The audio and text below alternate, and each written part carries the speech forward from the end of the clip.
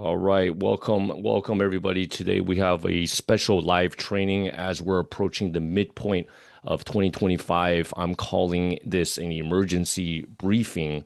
We're going to share with you the three moves that you got to make right now that will make or break your Amazon business by Q4. Because right now it's been a super volatile year. It's been up, it's been down with the tariffs, with the competition, with all of the uncertainties. So I'm super excited to invite my good friend Vincenzo Toscano with us today. Welcome, Vincenzo. How's it going? Thank you, Gary. Pleasure to be here. Doing great. Trying to, stay on top of how fast things are changing right now in the Amazon space. So hopefully some of the things we're doing here at Ecomcy, I'm going to be sharing that with you today and try to together navigate this challenging year.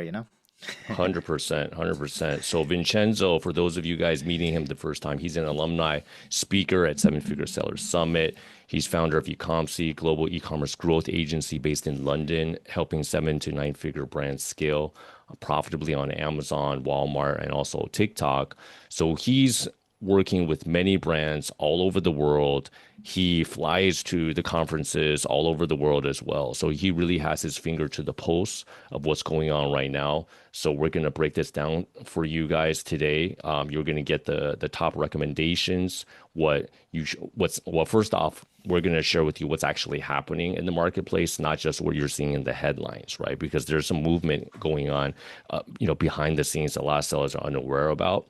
And then we're also going to share with you the three most important strategic moves you need to make before Q4. Because right now it's the midpoint of the year, but the big players like the Walmarts, the Targets, the Apples, right? They already got the whole, strategic supply chain plan, sourcing, deployment, products, everything is already set, right? So I know that a lot of you guys are still working on that. That's why I wanted to give you guys the latest insight so you can position yourself strategically for Q4, all right? And also how you can adapt faster than competition.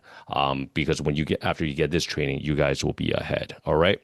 So for those of you guys that are joining us live, I just want to make sure everything is looking and sounding right. If you can just type in your name and where you're joining us from, just to make sure, that'd be great. Okay. So to kick things off, Vincenzo, what's kind of like the state of Amazon selling as you see it right now? Because obviously we've seen, the tariffs, the 145% when we kicked off just a couple months ago with Trump, right? Everybody was like scared, like, going insane. Everything was stopping. But then suddenly there's the 90-day, the drop down of the tariffs to 30%, right? But right now the key is it's 90 days only, right? So what are you seeing right now? Just given this midpoint that we're in. Yeah, I mean, right now the uncertainty is very high because we have seen how for the last 30 days or so, things pretty much change by the hour. Like you make a plan and then within a few hours there is a new announcement. So it's been very hectic for people like us that we manage, hundreds of brands because then that means all the plans that you might have done to effectively make the brand keep scaling and be profitable goes through the window because, of course, if you get your COGS completely changed, that changes the way you do PPC, that changes the way you price the product, that changes so many things. So it's been quite challenging, but I think at the same time, this is creating an opportunity for a lot of people to effectively, create a foundation that they haven't done in the past and they should have done it in the first place, which is effectively how diversifying the supply chain. I think a lot of people they never thought that this could ever happen, where the relationship between countries such as China and the U.S. could be threatened like they are right now.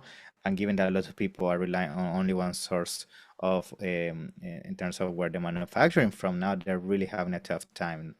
So one of the things we're seeing with the brands we're working with, they've been very proactive when it comes to creating contingency plans. So that means try to be open-minded in terms of, okay, while things are getting figured out between China and the USA, how potential I could expand to Vietnam, or Indonesia, or India, or Turkey, or Mexico, as alternatives for manufacturing. I understand that sometimes you might not find the right price point or as cheap as you might find in China, but sometimes you take in consideration the tariff situation that most likely is gonna be higher and never gonna go back to what it was before.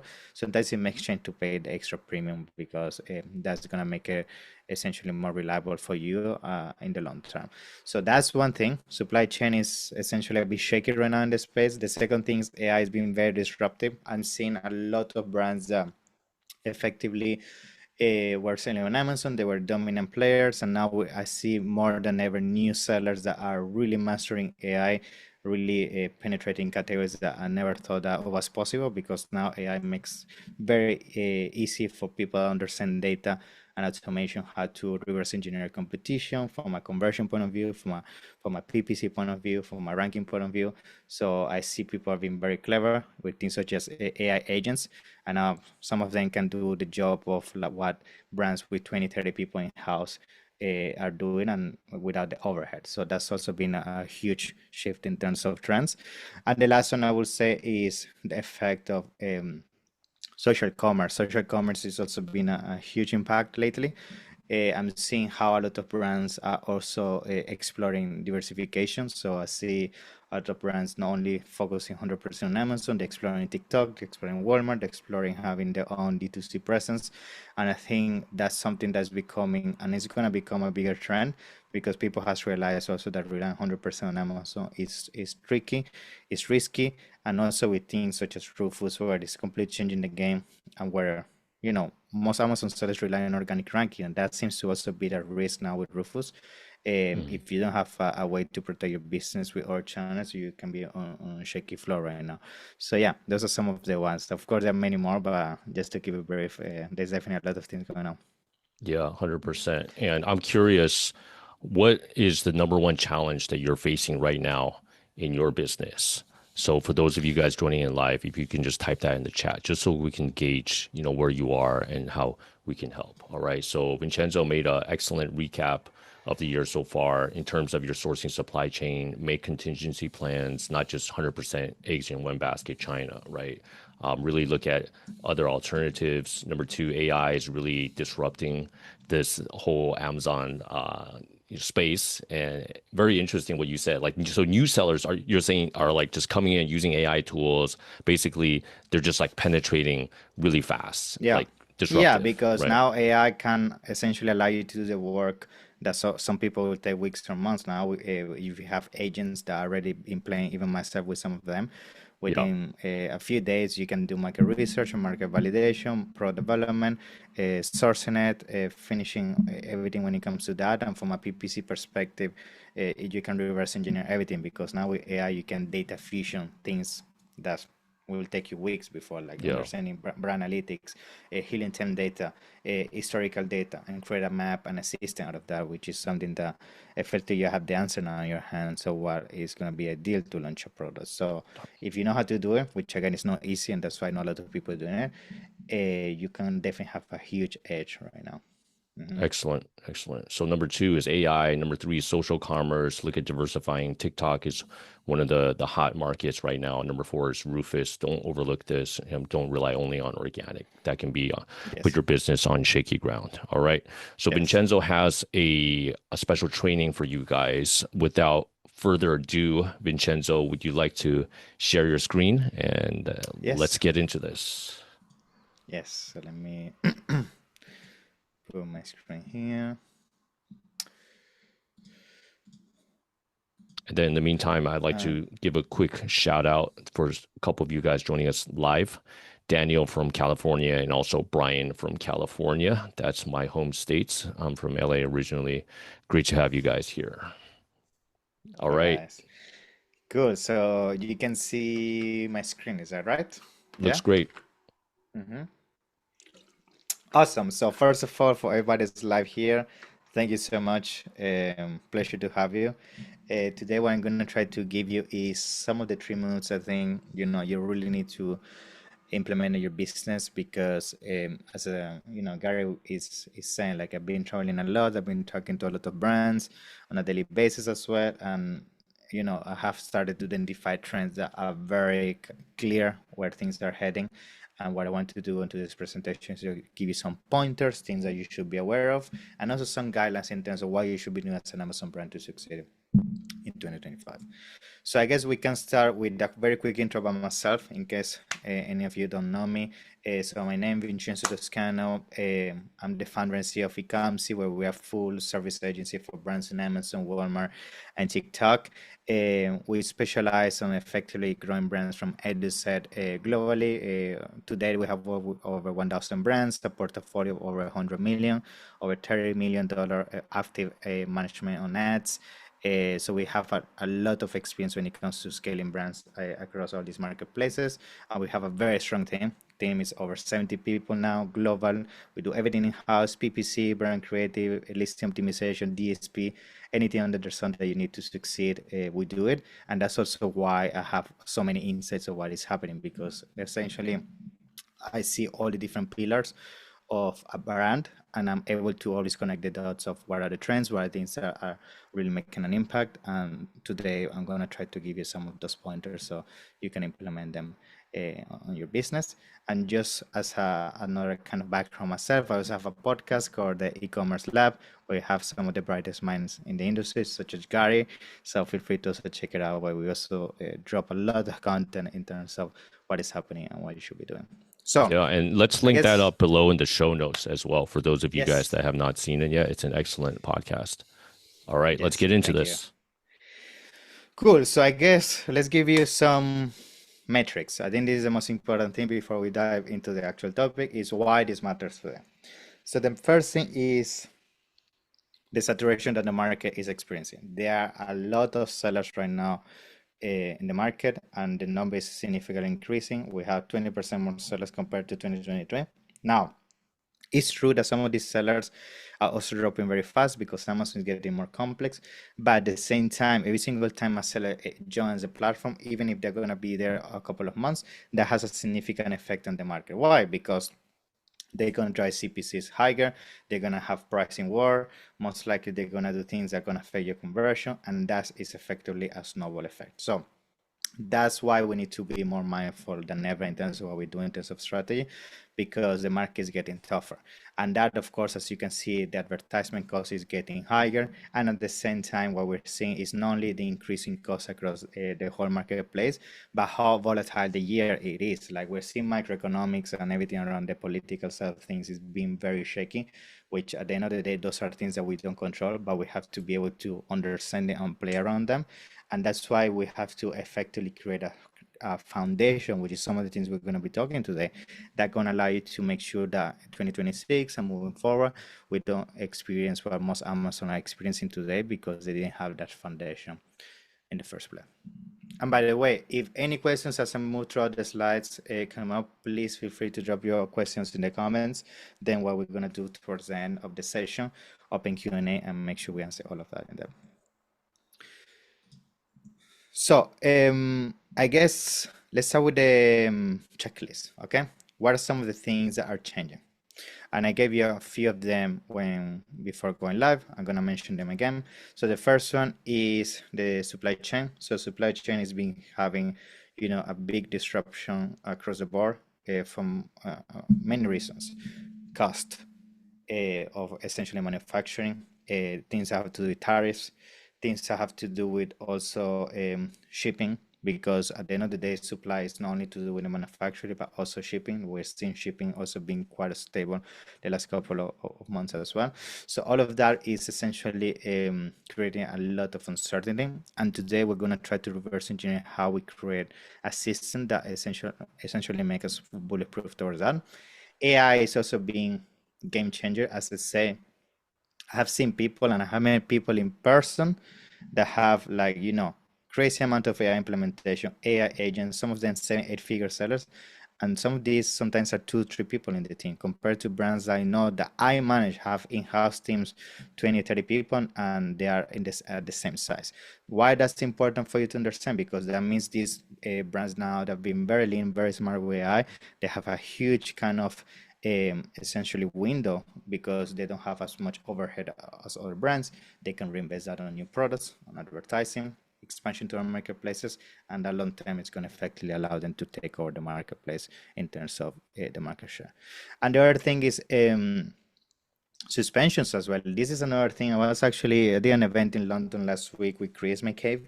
We specialize on everything that has to do with suspensions, and we were having a conversation that suspensions are getting a crazier. Like now, Amazon is getting tougher in terms of how certain things are getting flagged from a listing perspective, from an account perspective. So this is something that the reason why I mentioned is because a lot of the things that usually you would get away with, now Amazon is cracking down those. So something I would also recommend for all of you, especially towards Q4, because these things are getting tougher and tougher with AI, the way it's flagging accounts. Have a conversation with an expert that can give you a quick overview of your account and tell you, you know what, your account is not suspended right now, but this thing right here will potentially suspend you. So you can essentially do like like an insurance kind of thing around your account before the things hit you, because trust me, with the rate that we see even across our brands of suspensions and things we're experiencing, I think it's going to get worse and worse. You need to prepare for that. Yeah, Vincenzo, I think you raised a super important point about the risk of suspensions. And I know Chris McCabe personally, he's come to Japan for our conference a number of years. And I can get it, right? Because Amazon is not just like sitting back. They're using AI as well. So they can quickly Yeah. use AI, the algorithm to flag you. Can you share any examples, what you're seeing or, what Chris Sure. shared that, sellers should pay attention to right now? Yeah, so things that, for example, now are getting flagged faster than ever is, for example, specific claims that you may be doing on your copy or your images before. The AI behind this wasn't as powerful, so Hmm. sometimes you could get away with certain language, with certain things. Now it's getting very, very strict, like to the point that sometimes you could get away by putting certain text on the images that you couldn't put on the copy to get Hmm. away and mention certain things. Now even that Hmm. is getting flagged on the spot. Mm. Other things that we see Amazon being very strict when it comes to compliance and all of that is documentation. Like when I say documentation is anything that has to do with test certificates or anything like that. Sometimes Amazon will allow you to sell on certain categories before triggering that, or sometimes it wouldn't trigger at all. So now we're getting listings that they were selling for 6 7 years, and suddenly we're asking you documentation that we didn't even know sometimes that documentation was required.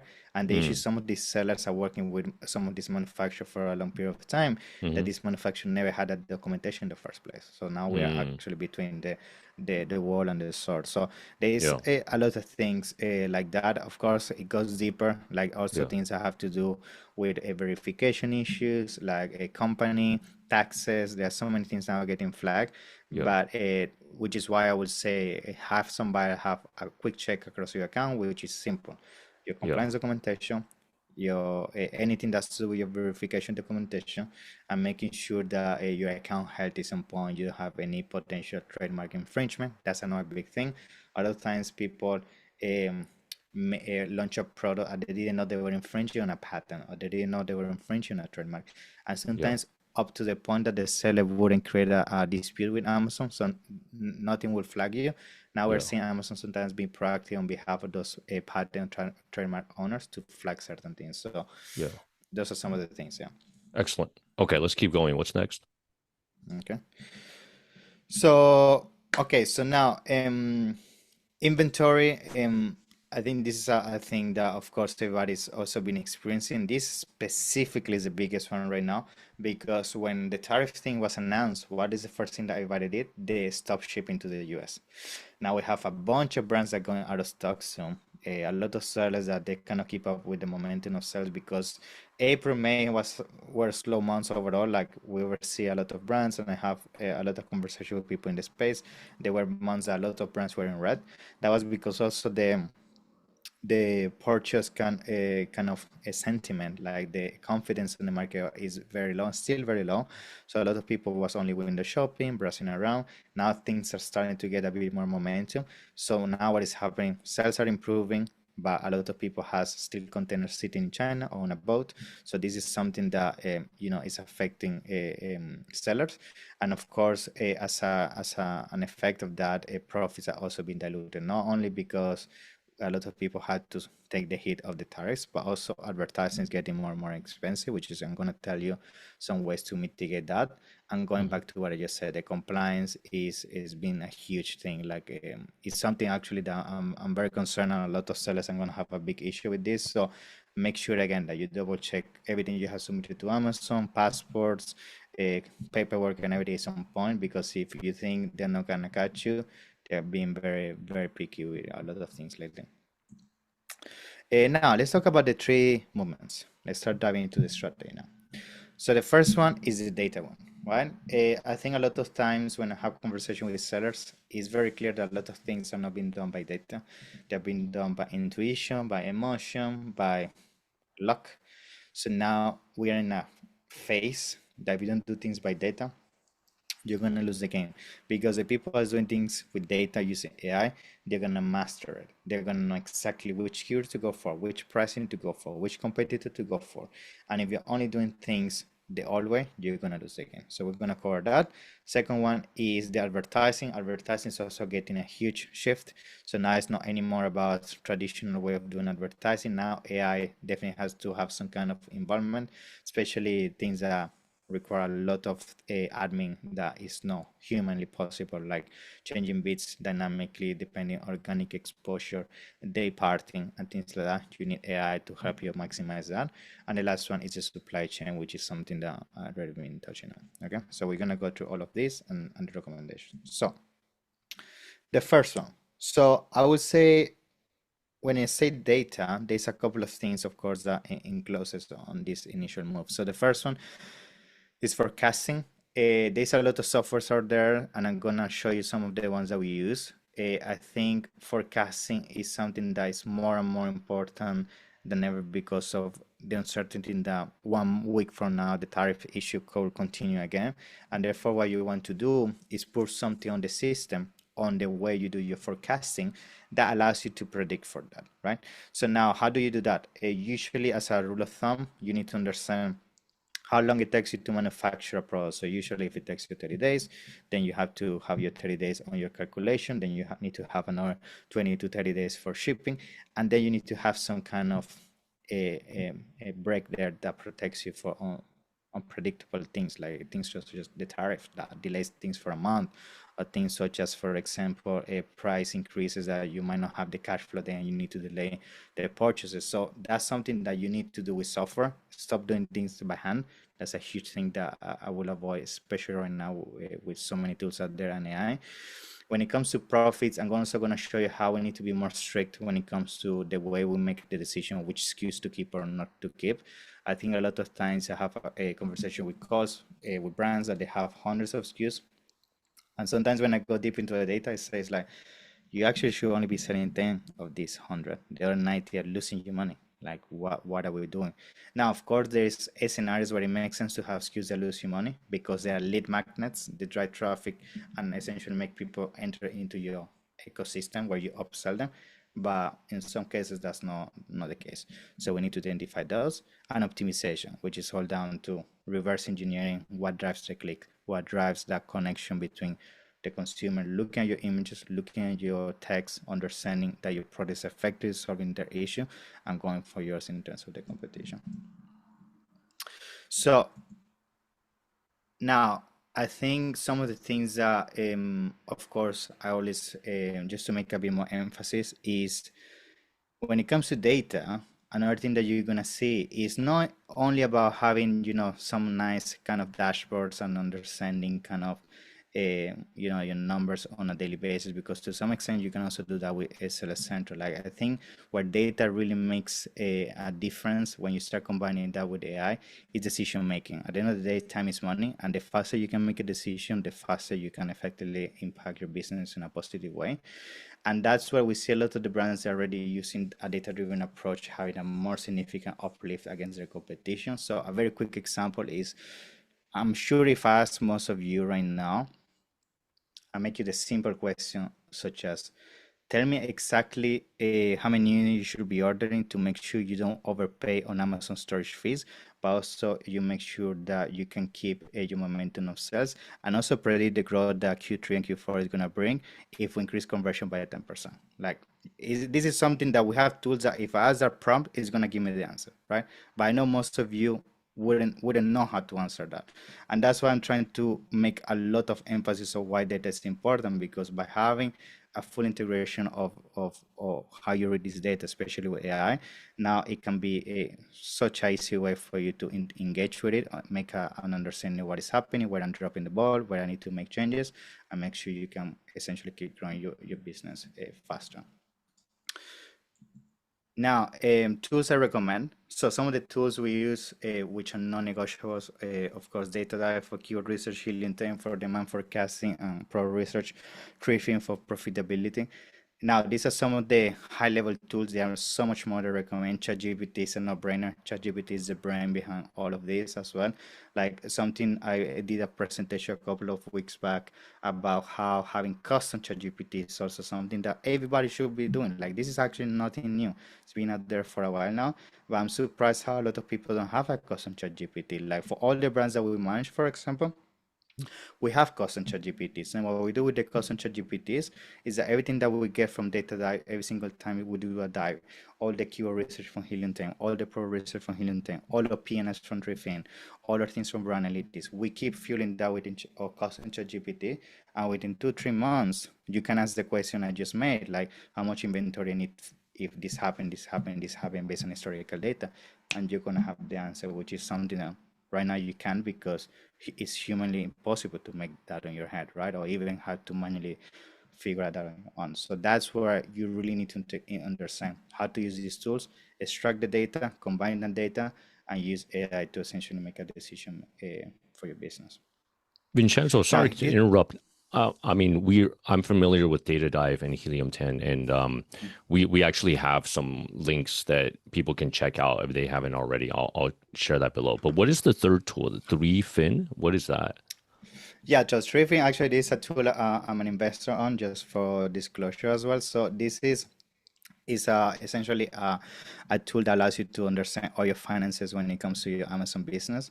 Also helps you with inventory forecasting. It helps you understand everything from top to bottom when it comes to KPIs.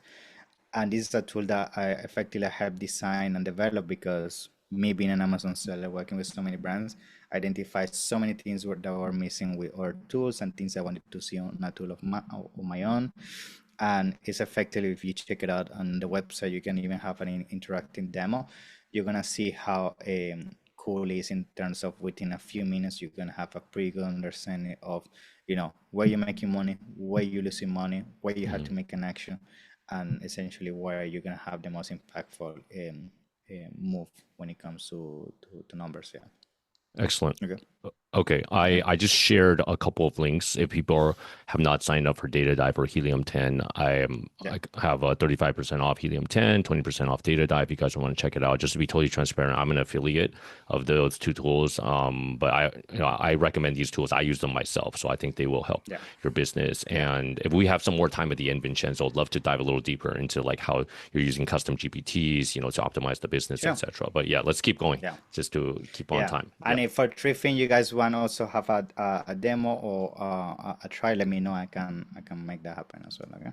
Perfect. So this is a very quick case study. Like this, for example, we had a brand that essentially some of the things they were really struggling with is profitability, right? And we did something as simple as I just described. I pulled all the data from the Amazon account. I pulled all data from data, all data from Helium 10. I had a Triffin report based on historical data. I put that on my custom ChatGPT, and I made this very simple question, which was, tell me which pros are unprofitable, which pros based on the data are traffic drivers, which means let's not kill them, because even if they're not profitable, they are gonna sustain the traffic to the ones that are profitable. And let me know which are the ones I need to double and to make more profit. Very simple prompt. Very simple, but the reason why it works is because I had all the data on my custom ChatGPT. And with that, like very single prompt, and we had that case study which we can also make public. We had essentially an increase of close to 20% profitability, which is something huge on a brand, a seven-figure brand. And only because of that, we managed to kill a bunch of SKUs, save a bunch of money on ad spend, and the ad spend now we divert it into other kind of SKUs. And it's something that we try to do manually. Most likely we'll have to figure out that as well, because before AI and everything, we've been doing this for over 6 years now. We used to do this manually. We have found that as well, but the point is time. Like I was able to do that within a day. Before it would take me a week, maybe I had to download a report, do macros, all of that. So that's something very quick example how company data can be game changer for you. So So they got going back to 18% profit increase, right? yes, That's the key, right? yeah, that's the key. And not only that, we all the ad spend that they save now because we kill a bunch of SKUs is Yeah. pretty much a money that they either decide to put on the pocket, or in this specific case, they decide to reinvest on the profitable ones. Yeah, to keep Yeah. scaling them. Okay. So that's literally money in your pocket. That could be the difference between like surviving and being profitable at the end of Yeah, 2025 or possibly being in the red and, maybe like shutting the whole thing down. I mean, that's exactly. huge, right? It's life or death, basically, Yeah, right? especially this year. Yeah, Yeah. Yeah. I Okay. know. Excellent. Let's keep going. Yeah. So now this is very graphical thing, which is what I've been saying, guys. Spreadsheets, Google Sheets, and all of that. That's something of the past. It's good for a representation, a quick report, but please try to focus on having something that's more visual, like using solutions such as Refin or using your custom ChatGPTs. That's really no-brainer. In fact, it's funny because a lot of times brands come to me and we have an audit and they say, "Well, okay, I'm not profitable, I'm having these issues here and there." And usually when I go in depth of the processes, it's exactly what I'm showing you. They don't have any tools to track profitability. They don't have tools to track inventory. They don't do keyword tracking. They do a lot of the mistakes that I mentioned you shouldn't be doing. And only that is like not having a pretty good understanding of the business overall. Like they don't know how much they're paying on fees. They don't know which QC profit, which one is not. So definitely that's the move that's definitely gonna change the game. And I can tell you, 2025 is a correction year. 2025 is the year where people that selling on Amazon that made start making money by luck is gonna go away, because unfortunately we have to be honest here. Like a lot of people, and I know a lot of them, seven, eight-figure sellers, when I actually have gone in depth on the way they done things, they were got a lucky charm. They sold that specific kind of garlic press in the right moment, and that's why they're making millions. But that doesn't mean there's a strategy there, and that's very risky because that means you really don't haven't developed the skills and the system to sustain tough times. So that's why prepare, because with AI and all the disruption is happening, those guys are gonna suffer, right? So moment number two, um, advertising. So now advertisers be having a huge shift, and we can spend a whole day here. I'm gonna keep it brief. Like AI is changing the way we do specifically bidding. Like bidding is something that most people until now has done arbitrary. What does it mean? They will look at a campaign, they will look at a performance, and they will make the decision as simple as this. Oh, this keyword is not working, I reduce bid by 10%. Oh, this keyword is working, I increase by 15%.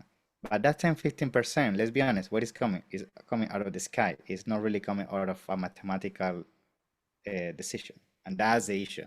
Because if you do that across multiple keywords, that's where the mistake becomes quantitative, and then it gets out of control very fast.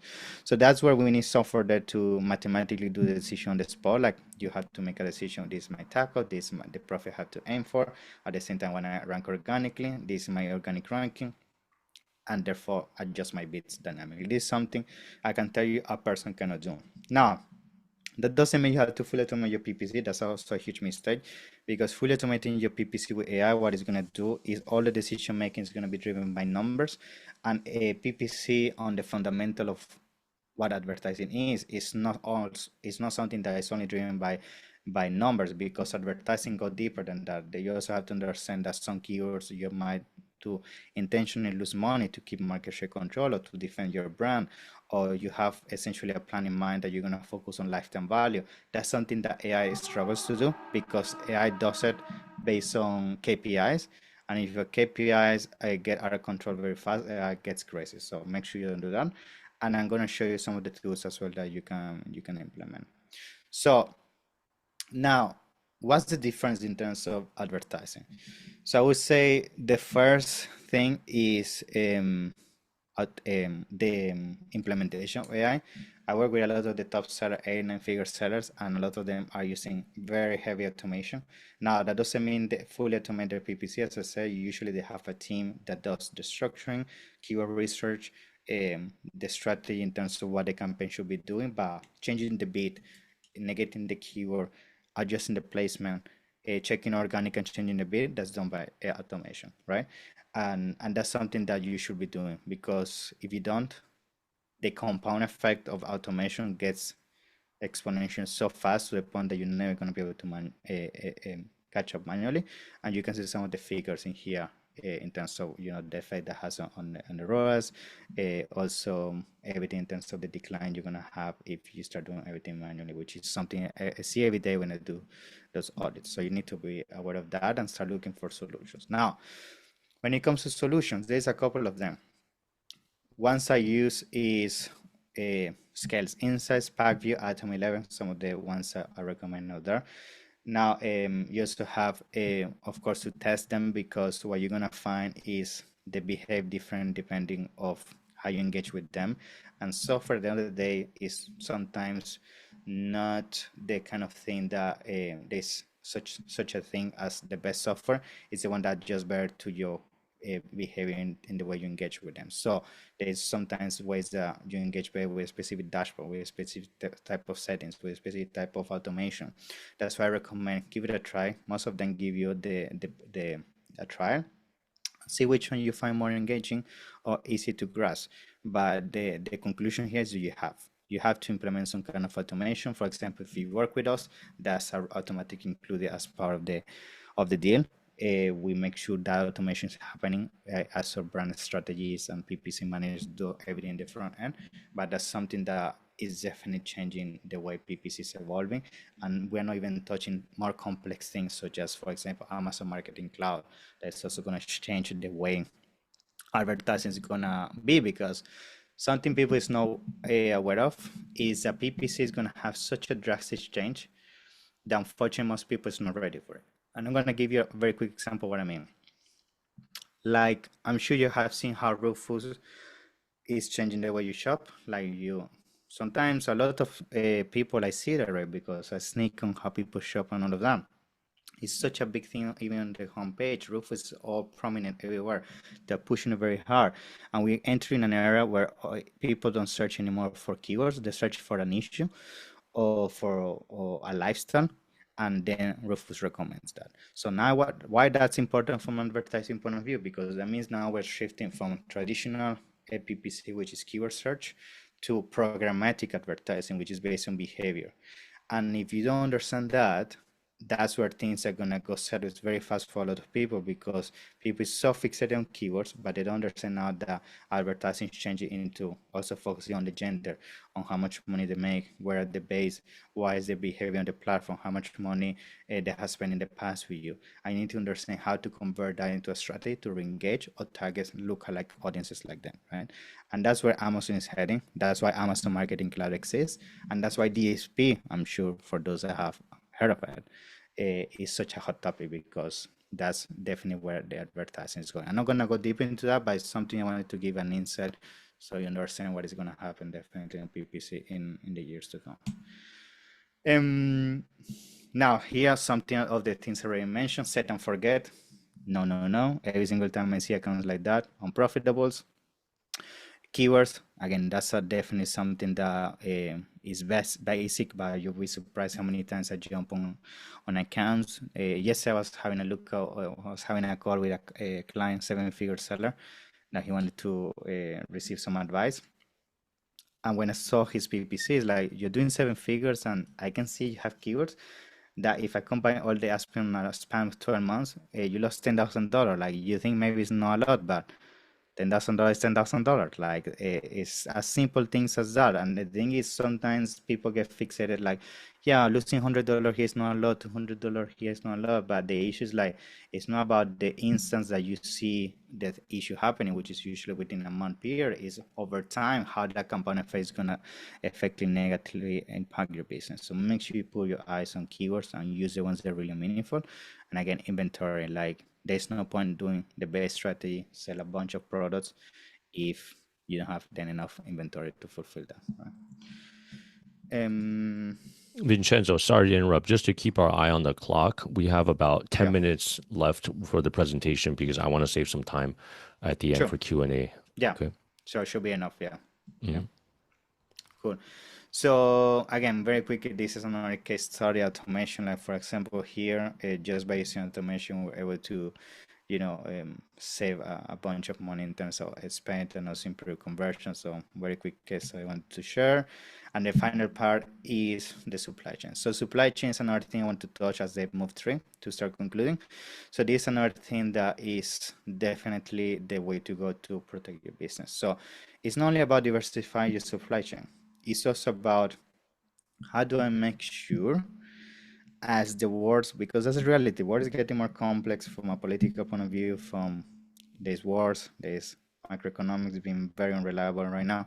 So you need to protect your business for that. And that's why going global with your brand is definitely something you have to look into. Like that's why I'm such a huge advocate expanding to Europe, Middle East, and Asia, because you need to make sure you have different sources of revenue which are going to protect you when some of those regions are going during tough times. The same with supply chain. So start doing research. Maybe you're not going to expand out of China right now, but have a backup supply in Mexico. Even if they cost you 20% more, you have the backup that you can flip the switch and start manufacturing there. If something goes very wrong on Europe, on Middle East, whatever, do your backup, right? And I will say some of the moves here, which actually is very interesting, some of the things I'm seeing as well, is the automation also from a supply chain point of view. I already have seen a lot of people using a lot of AI agents when it comes to that. It's a very interesting tool I recommend everybody to check called Axio, accio.com. This is a tool by Alibaba, and it's such interesting tool. You're gonna check it out and you're gonna think, wow, like it's like having an agent. Like you ask a specific question about what you wanna source, it finds you the supply, it does reports for you, forecasting, what are the trends, does everything for you. So those are some of the things, for example, you should be looking into and start finding ways to diversify the way you do supply chain. Forecasting, I use SoStock, Carbon 6 tool, very good tool when it comes to that. So I also recommend and check it out. This does everything I already mentioned, taking consideration lead times for manufacturing, for shipping, for any third party thing that can go wrong. Make sure you have something in place for that. And then of course, this is another thing that doubling down what I already mentioned, like the lead times, you have to be very careful with this as well, because sometimes you make a very generic kind of assumption around lead times, and you might assume that it will take you always 30 days to do specific manufactured product. But have you considered your lead times where, for example, you have the Chinese New Year, or when you have certain events in China, or when you have certain things that seasonality that affect lead times? So make sure you have a model that does it, and ChatGPT can do that for you. You put ChatGPT your history of shipping, history of performance of how much you have ordered in the last year, and it can do a very nice projection of your lead times, and that's where you're going to use on something such as stock to do very nice kind of prediction of how much inventory you should be having. Now, yeah, so this is another a kind of example. Like for us, one of the things that this is a case study of a brand that they were struggling with China, and what we did is we did very nice kind of research and found a manufacturer in yeah, in the US. It was very tough. We had an agent. Again, it was very costly, but we did it. And the learning of this is like you would be surprised by regional manufacturing. Sometimes it's definitely the way to go. Even in Europe, I have done it even myself personally, more manufacturing with China to, for example, Germany or Poland. So have a look at those things, even if cost is more expensive. Again, sometimes can be definitely the way to go to protect yourself. And the last thing as well, I would say something I recommend everybody to explore is, again, this is summarizing a bit the selling models. Like I know a lot of you are doing other markets, so this is essentially what I'm trying to close with this kind of slide. I know some people might also have access to vendor. So in summary, is try to diversify, try to explore how I go beyond seller. Can I do, maybe if you do vendor, can I do vendor? Can I actually have a distributor in Europe that can take over my buy box and essentially sell on my behalf? Can I actually do Walmart? Can I do TikTok? Can I do Allegro in Poland? Like, try to find ways to have a hybrid approach. So when one goes down, you have more source of revenue coming into your business. Now here, some quick starts I wanted to quickly show. Like for us, like usually, I think the most important one is the revenue. Most of the brands that we take globally and diversify across multiple channels, so on average you have 20%, 15 to 20% increase in revenue. So that's usually the method that has allowed us to grow better and the fastest. And that's why I try to specialize there. I think if you're one of those brands that you are 60, 70% optimized in the US and you think that getting to 90% is the answer, I think you're aiming wrong, because sometimes that 20%, 10% that you're looking to increase is going to take you the same amount of money and time that expand to our markets, and you're actually not diversifying and protecting your business and building it for the future and actually having a bigger multiple when it comes to exit. So it's always an opportunity to go international. This is a quick question I wanted to add here. Like agencies, like I know sometimes throughout this phase, people ask, is agency the right partner when it comes to that? Very quick 10-second kind of overview on this. I think, when you work with partners, and it's not only with me, it can be with so many other partners out there that really know what they're doing. That's also something that can be essentially the difference for your business, because a lot of the things I'm telling you takes sometimes years, a lot of resources, professional to figure out. But sometimes you have a agency like us that has understand the system. We have the knowledge. We have done the costly mistakes, so we know where to flip the switch and make the difference. So definitely something that I think 2025. That's why for us as an agency, even we're having such a growth, because now you really need to professionalize when it comes running Amazon business, and that's where agency are going to be a huge partner in this year. Um, I think here, action plan. This is something very, very quickly going back to what I already mentioned, which is data, having robust systems when it comes to that. I will say, just to give you a really a rundown on this, we have very robust system on a monthly basis. We audit all our accounts. We have automation. We audit all our accounts, review SKUs, PPC, and automatically we find all the red flags and we take action. So, but that's something that if you have an automated system, you can forget very fast if you have alerts. So implement a system like that you can take immediate action if there's some red flags on your business.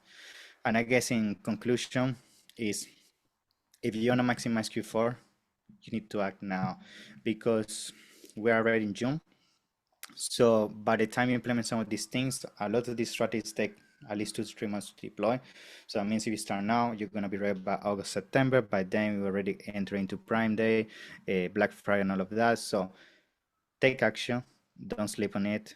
Start, engaging with professionals, or learn or bring somebody in house to do it.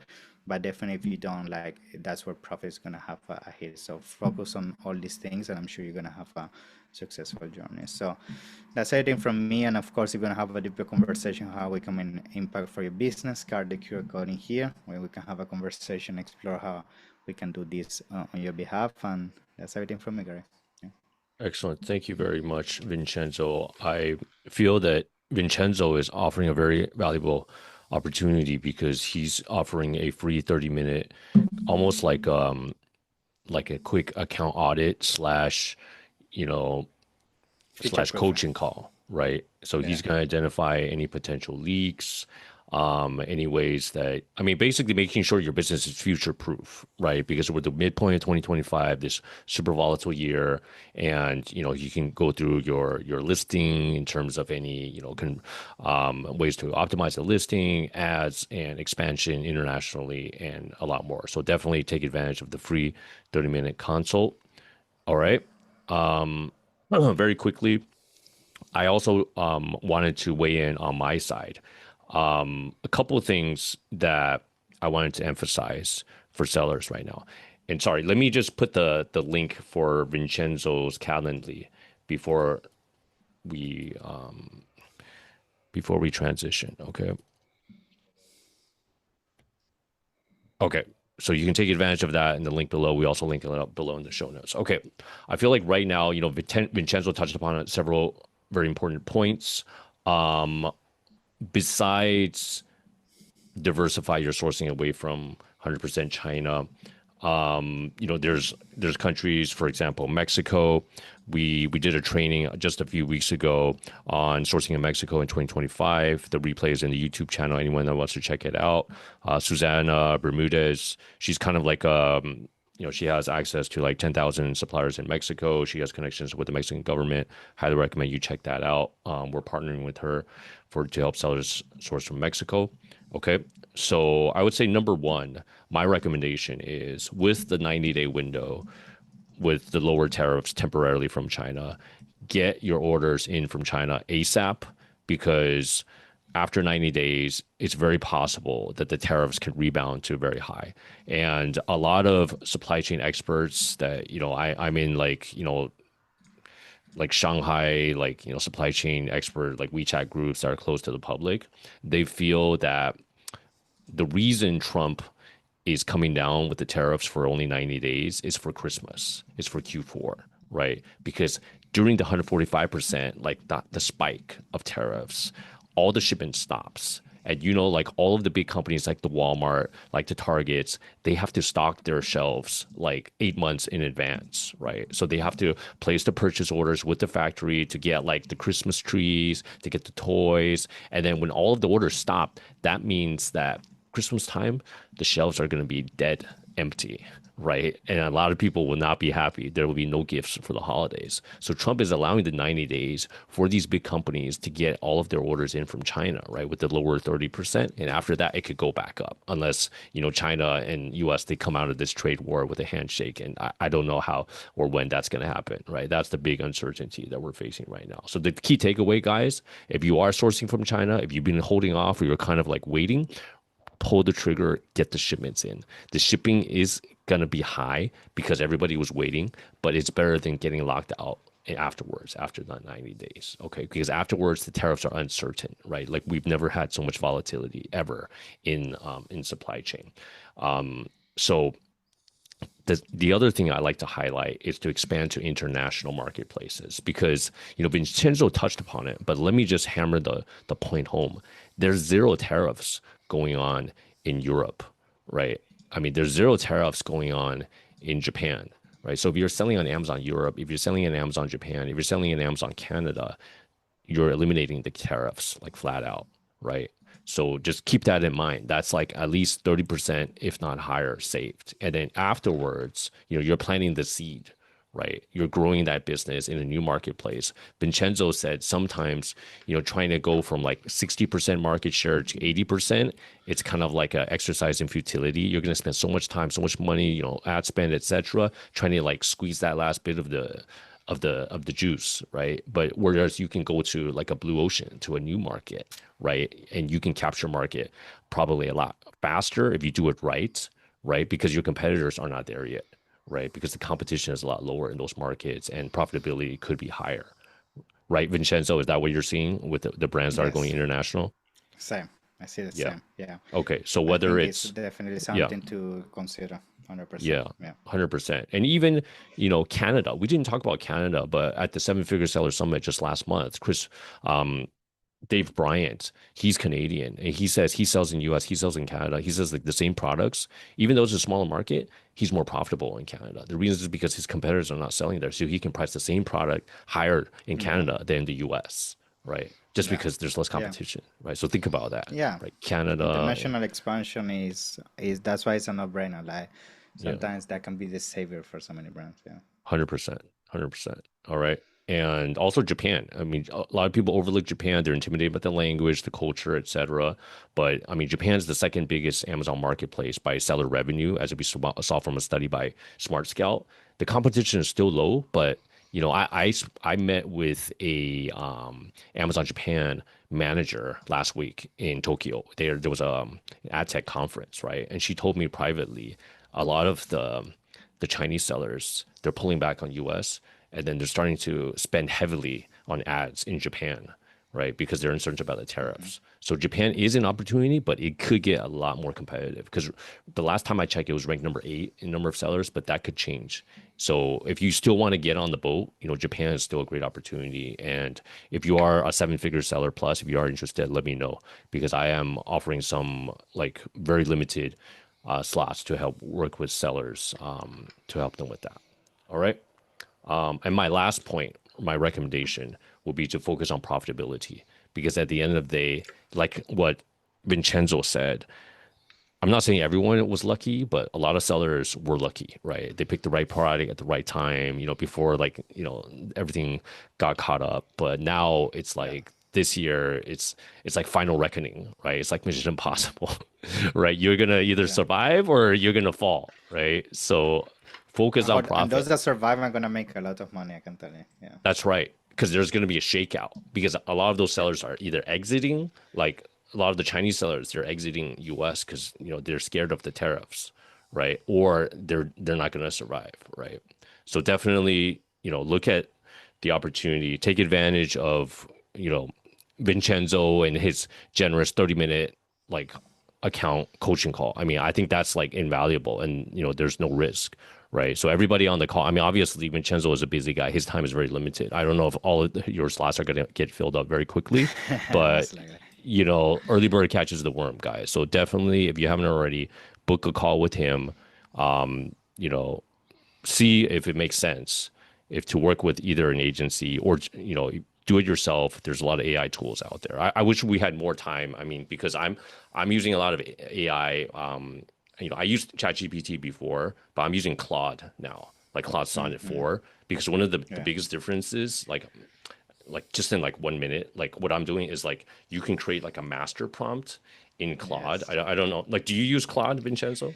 Yeah, I have used it. Yeah, yeah. But I Yeah. don't know why I keep going back to ChatGPT. There's something about the interface of ChatGPT that just a Yeah. mistake. Okay, so my personal preference, I like ChatGPT because it's like very intuitive, it's easy to use. I can like, speak to it on the app on my phone, right? It's very easy. But like for like serious business with Claude, you can do like a master prompt because like in Yeah. Claude, there's like a preferences and then you can edit the preferences. So it's literally like a blank like master prompt. You can put everything about your business, everything about your customer avatar, everything about your products, everything about your your ad spend, about your customer avatar. So when you do like a prompt, it already knows, so you don't have to like reprompt the whole thing. Yeah. It's already like 10 steps ahead. And then Yeah. also like the projects. But I wish we had more time. Maybe like Vincenzo, we can do like a deep dive into like AI We and should. how to We should. use Yeah. that. But super appreciative of your time, Vincenzo. Dropped a ton of value. I wanted to call this emergency meeting because I think this is like final reckoning. A lot of sellers, they're Mm. not going to survive, but the people that are on the call want to give you guys the value, the heads up.